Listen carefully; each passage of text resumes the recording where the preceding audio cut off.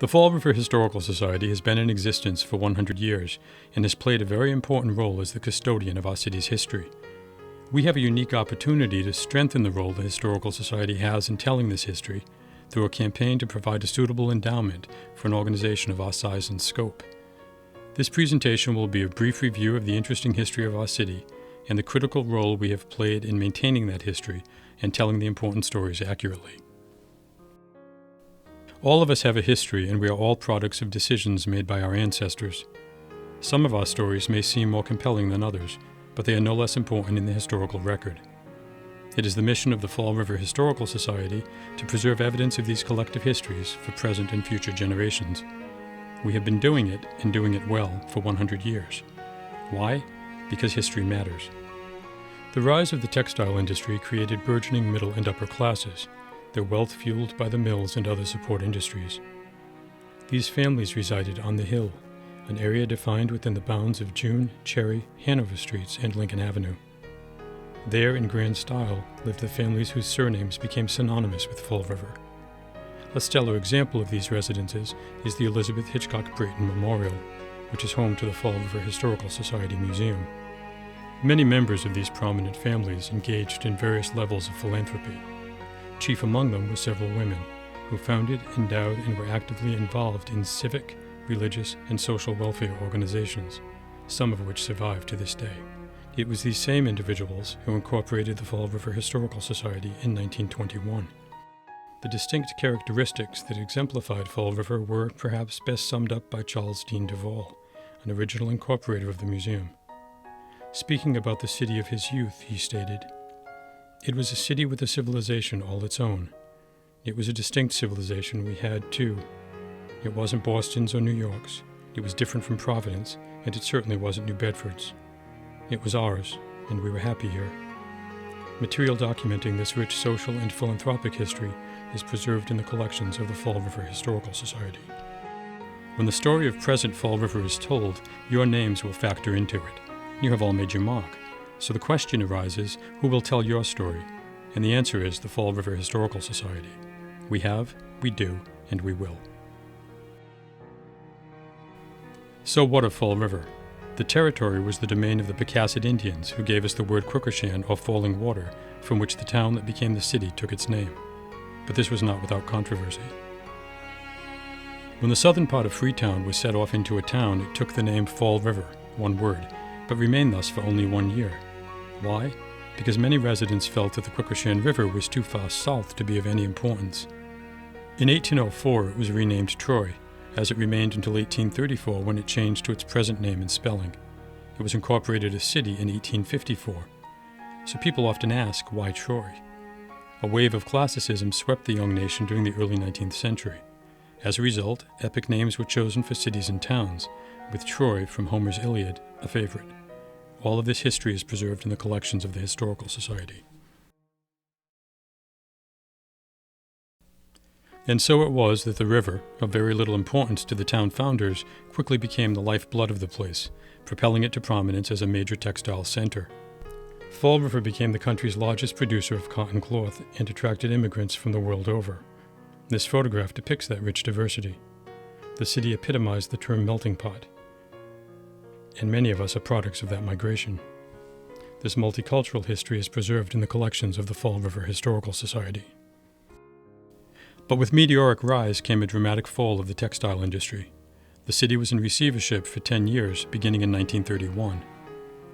As the Great Depression waned, other industries, primarily the needle trades, provided a brief resurgence. But Fall River and its very resilient people survived.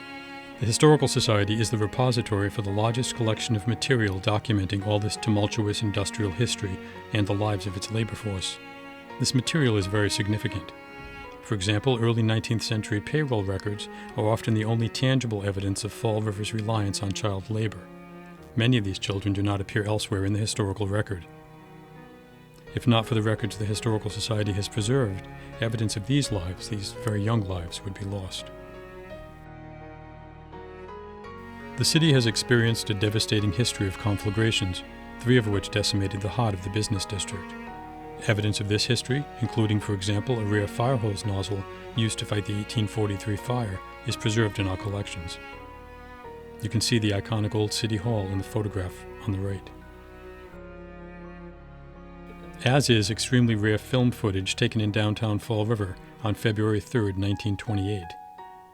Another of the victims of this fire was the Fall River Historical Society, which lost its entire collection in the destruction of the supposedly fireproof Buffington building. The Fall River Historical Society is certainly not alone in that respect, and many historical records have been lost to fire. But like the city, the Historical Society persevered and rebuilt.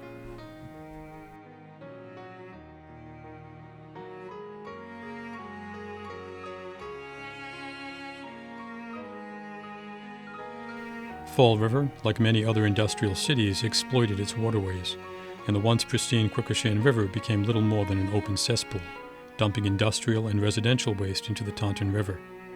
And this went on for years. The wells that supplied the only means of water to the city's thousands of immigrant laborers fared no better.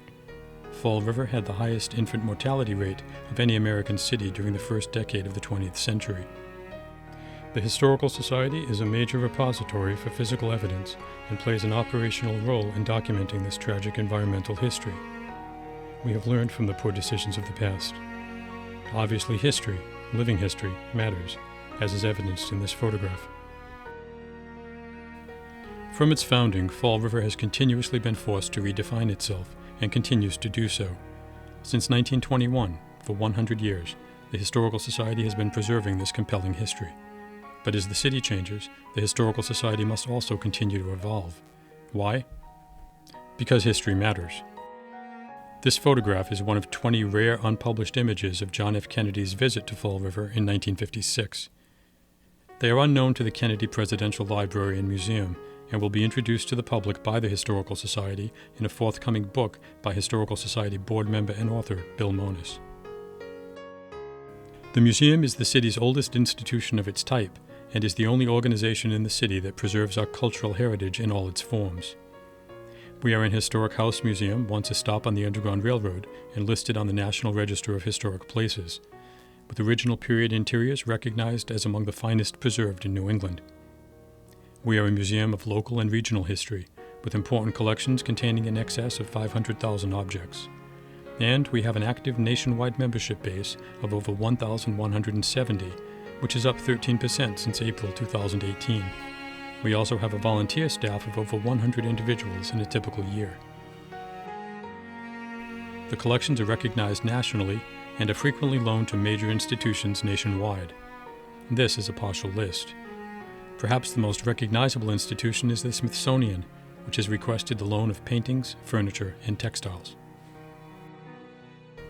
The Historical Society is the central repository for the largest collection extant of material pertaining to the history of the city and its multicultural people.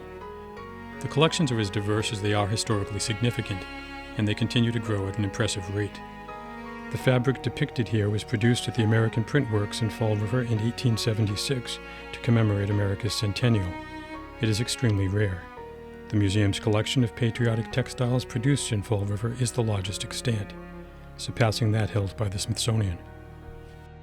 This material is held in public trust for present and future generations. This important 1883 painting by Robert Spear Dunning was recently acquired by the museum. It is the most developed portrait by the artist to have yet surfaced. This is its condition when acquired. The museum is duty-bound to maintain objects entrusted to its care. Conservation is fundamental. This is the same painting after conservation. Why is preservation important? Because history matters. Our museum houses a large collection of decorative arts and is Fall River's only fine arts museum. This painting, also by Dunning, was donated by Bernie and Martha Taradash, who are generously building a named collection of paintings by Fall River artists for the museum. It is depicted before, during, and after conservation. We are the city's leading provider of cultural events for the community. Throughout the year, we provide a wide range of innovative educational, historical, and recreational programming for adults and children. The baseball image was included as part of a series of 5 lectures about Fall River's first professional baseballists, presented by noted historian Dr. Philip T. Sylvia, Jr. The talks highlighted little-known facts about the city's major and minor league players and were presented as part of the Grimshaw-Goodowich Charitable Foundation's summer lecture series, conducted annually by the museum. A signature event is Deck the Halls, which has emerged as one of the premier historic house Christmas exhibits in the region. We attract in excess of 10,000 visitors during a 6-week period. Decorations are world-class. For example, this tree won an international competition conducted by the Holiday and Decorative Association. A comment from a recent visitor: "I had no idea that anything like this existed in Fall River. It's stunning. Fall River is usually a place we drive through on our way somewhere else." The Historical Society is working in tandem with others to change that attitude in a very positive way. The museum maintains the Charlton Library of Fall River history and holds the largest and most comprehensive collection of primary source material in the city. The library and archive are an important source for historians and genealogists. Among our distinctions, we are the first and only non-circulating library to become part of the Sales Library Network. We operate the Fall River Historical Society Press and stand at the forefront of publishing works on local history. Our output includes 9 published works. One of our most recent titles, American Textile Colossus, The Story of Fall River, Massachusetts, Its Cotton Manufacturing Industry and Its People by J. Lambert, is a definitive work on the subject. There are 3 additional books in the works. One is a major history of Earl Perry Charlton and his 5 and 10 cent store empire, which has been commissioned by Stacy Charlton and the Charlton Charitable Trusts. The book is being written by Bill Monis. Why does the Fall River Historical Society publish? Because history matters. An important part of our work is documenting oral history. Women at Work, an oral history of working-class women in Fall River, Massachusetts, 1920 to 1970, documented the lives of 10 Fall River women who made the transition from the cotton textile industry to the needle trades. The first project of its kind on the topic, it was funded by Massachusetts Humanities. The exhibit and companion book were extremely well received and lauded by the grantor. Time was of the essence. Of the 10 women who shared their stories, 8 have died. Merida Harnett was a great lady and a real character. Here is an excerpt of her recollections of her days in the needle trades. The first power machine I ran was an S&S manufacturing power machine. I was a side joiner on ladies' dresses. All the ladies didn't wear slacks in those days. They wore dresses. And I used to, the faster you go, the more money you could make. And you'd have a wooden horse here and a wooden horse here. And the floor lady would put a pile to be done on this side. They had to be joined on the side. The tops were together. And then when you finish, you throw them on there. And when I think of it. Yeah, that was the first power machine. And then the Harley. Those buildings are still standing on Pleasant. Why do we preserve oral history? Because history matters. Merida Harnett may have been silenced by death, but her voice lives on at the Fall River Historical Society. The importance of this work and its poignancy cannot be understated. The Fall River Historical Society is the gem in Fall River's crown, drawing in excess of 17,500 visitors to the city on an annual basis. Its potential as a museum, educational, and cultural institution is limitless. I hope you have enjoyed learning a little more about our city through some of the stories that we have kept alive at your Historical Society. And I trust that I have helped bring a better understanding of the critical role the organization plays in keeping those stories alive. This New York Historical Society quote says it best: "Without the aid of original records and authentic documents, history will be nothing more than a well-combined series of ingenious conjectures and amusing fables." In a recent conversation, Bernie Taradash, a strong advocate of the Historical Society and a very good friend, made an interesting observation. "There is no cause more worthy of support," he said. "If not for the Historical Society, Fall River history would be dead." Well said, Bernie, and I agree wholeheartedly. The Fall River Historical Society is embarking on the most critical and exciting period in its long history, and this campaign will help secure our future. As Fall River's story unfolds, the Historical Society must have the ability to continue with its mission to document evidence of this rich and varied history.